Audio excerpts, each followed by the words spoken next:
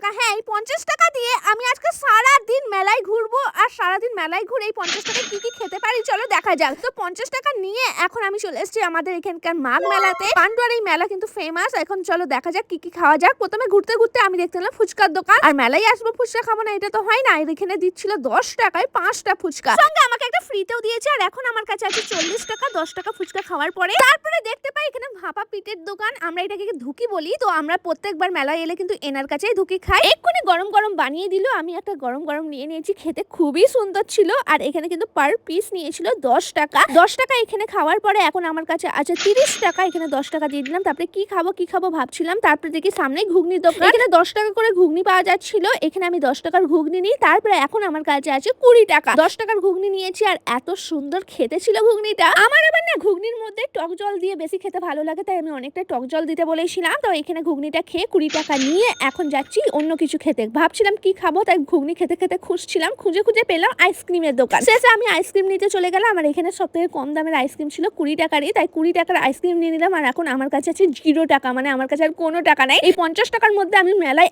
এত কিছু খেয়ে ফেললাম। 50 টাকা নিয়ে তো আমি কোনোদিন আগে মেলা দেখতে যাইনি, কিন্তু এই ভিডিও করতে গিয়ে আমি 50 টাকা নিয়ে গেছিলাম। আমি ভেবেছিলাম হয়তো কিছুই খেতে পারবো না, কিন্তু এত কিছু খেয়ে নিয়েছি। আর বর কিন্তু বরের টাকা নিয়ে নিজেও আইসক্রিম নিয়ে নিয়েছে। এই দেখো, তো দুজনা খেতে খেতে এখন বাড়ি চলে আসছি। নেক্সট ভিডিও কি চ্যালেঞ্জ ভিডিও দেখতে চাও কমেন্ট করে বলো, সেটাই করবো।